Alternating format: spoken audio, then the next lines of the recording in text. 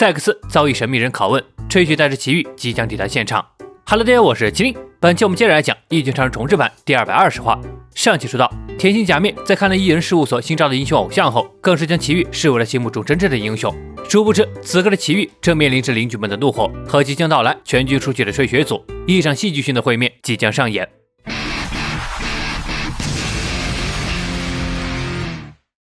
因为奇遇直言不讳地点中邻居们的痛处，强硬决定要和奇遇进行男人间的决斗。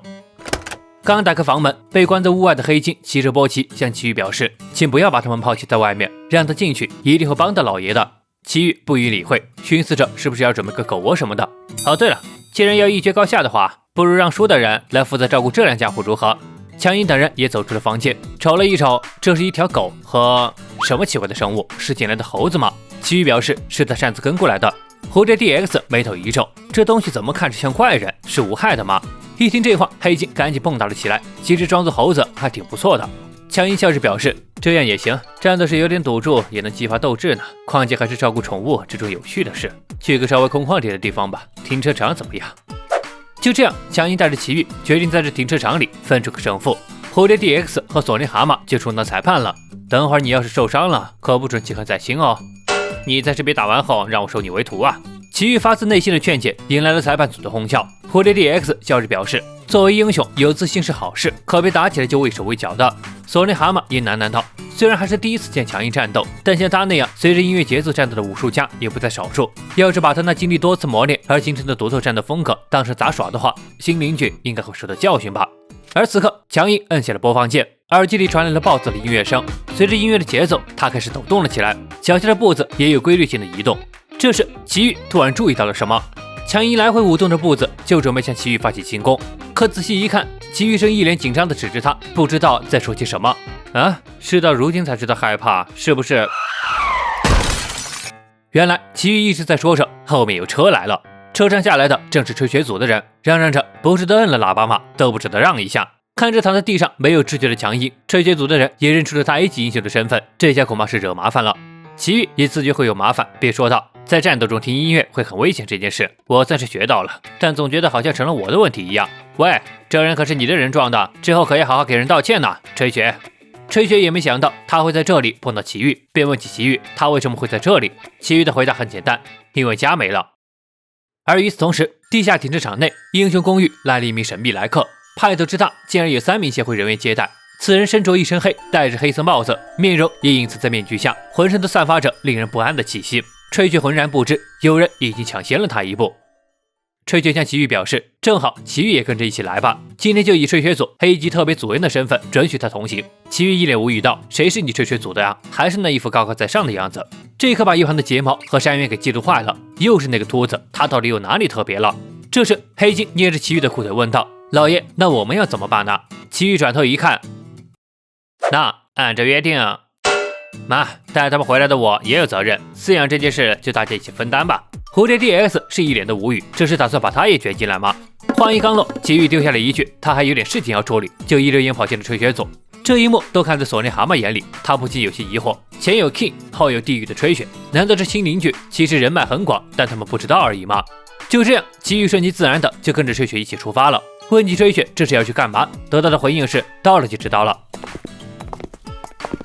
吹雪向工作人员表明了所要会见的囚禁者，却被告知此刻正有其他人在与其会面，之后还要将其转移到其他设施，所以抱歉了。吹雪当即就呵斥道，赶紧终止会面，他有急事要见囚禁者，让他们马上带路。而此刻收容所地下13层，神秘来客已经来到了囚禁者的房间，安保人员表示已经给他用过安眠药，睡着了，很安全。没错，房间里的囚禁者正是死前怪人协会的幕后主谋赛克斯。神秘来客自语道，虽然只是一段时间，但据说和那个龙泉打得不相上下的。协会人员面面相觑，这情报可是连他们都没有观测到。那人接着表示，包括那时候的肉体变异，这是个很有价值的实验品，感谢你们的提供。协会人员一脸殷勤地表示，哪里，他们也正面临着财政困难，能以这样的价格和他们交易，还得感谢您呢。今后也请多多关照，并补充道，这人已经被认定为怪人，剥夺人权了，所以请随意进行实验。那人自语道，这是给他们阅读的研究带来飞跃进步的样本。就在这时，本是昏睡中的赛克斯突然听到阅读后，竟然缓缓睁开了眼，突然猛地瞪大了眼，向眼前人释放了超能力的攻击，但被那人给轻松挡住。随后手指一指，赛克斯宛如造势电击般，整个人都坏掉了。那人收回了手，自语道：“要是伤到最重要的大脑，可就不好了。传言中，通过第三只眼看到的未来秘密就在这里头呢。”工作人员询问道：“要拷问的话，他们这边有设备。”被那人拒绝了，并表示他会在实验室打开他的脑袋，好好调查个清楚。而此刻，吹雪一帮人正坐着下了囚禁室的电梯里，齐豫环顾着四周，喃喃道：“这电梯可真大，也不知道平时在的是什么东西。”这一次所要会面的是吹雪的一个老熟人，甚至在不久前，他们还有过一场交手。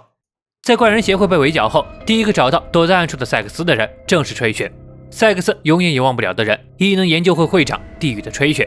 当然，吹雪也一样，身为前副会长第三只眼赛克斯。吹雪俯瞰着赛克斯，让其投降吧。怪人协会已经失败了，要是以这种伤势还想抵抗的话，可是会丢掉小命的。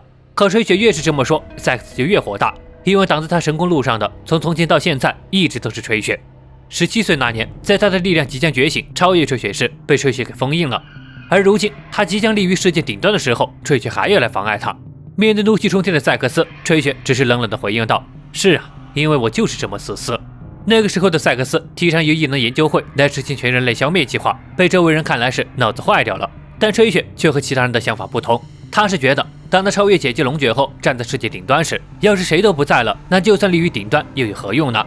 有底层才有顶端，有败者才有胜者。想从他身边夺走这些的赛克斯真是太自私了，所以在他眼里，赛克斯是敌人，理应被他击溃。听不下去的赛克斯发动了超能力，就准备和吹雪决一死战。剧烈的轰鸣声引来了吹雪组其他人的注意，这才看清是他们的老大吹雪在和怪人协会的老大一对一单挑。好了，到这里就是《异形重置版》第220话的全部内容了。这一话出现了一个新的人物，看起来实力不俗的面具男。从言语中能判断出，其背后的组织在进行这一场名为阅读的研究。从赛克斯听到阅读后惶恐的表情来看，似乎和他从第三只眼里看到的未来秘密有关。不过比起这些，我更期待看到的是即将到来的吹雪和赛克斯的大战，以及其余和龙卷的对决。